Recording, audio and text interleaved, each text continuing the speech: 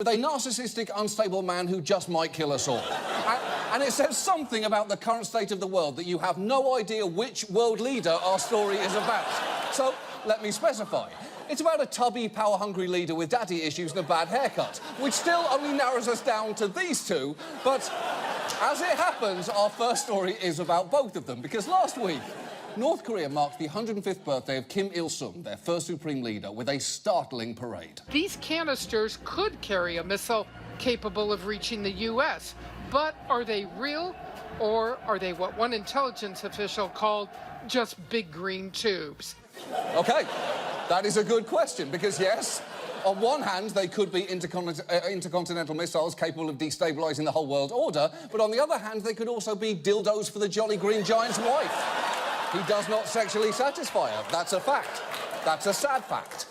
But the parade wasn't the issue for the international community as much as the missile test that followed it, the 5th in the past 10 weeks. And while it failed, it was a provocative act, especially considering that just days earlier, Donald Trump had tried to warn them not to do it.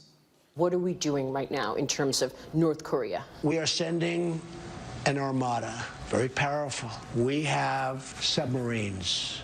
Very powerful. OK, that was a very powerful response from Trump. Very powerful. Although I would argue the most surprising thing there is that he knows what the word armada means. I always just assumed that's what he mistakenly called his housekeepers. Armada, you forgot to dust under the lamps. You think I don't check under the lamps, Armada, but I do. I do check under the lamps.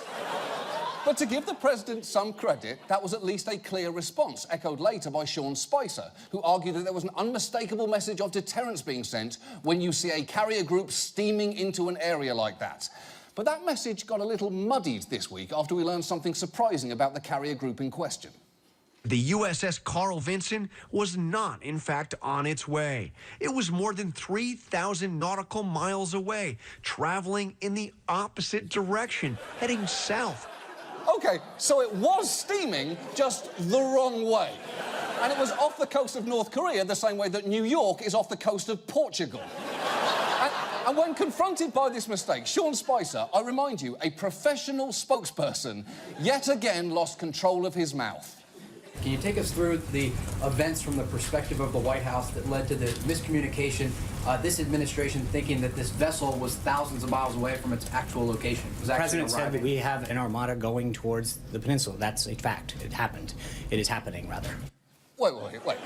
So Spicer is claiming that because the fleet was going to North Korea eventually, it was fine to suggest that it was on its way there now. And by that logic, I can truthfully say that Sean Spicer is currently posting his resume on Monster.com.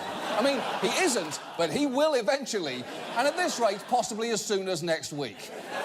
So it seems with the parade of potentially fake weapons, the failed missile test, and the armada that's definitely in an ocean steaming somewhere, it has been a week of confusing messages back and forth. But on Wednesday, we got perhaps the most surprising message of all.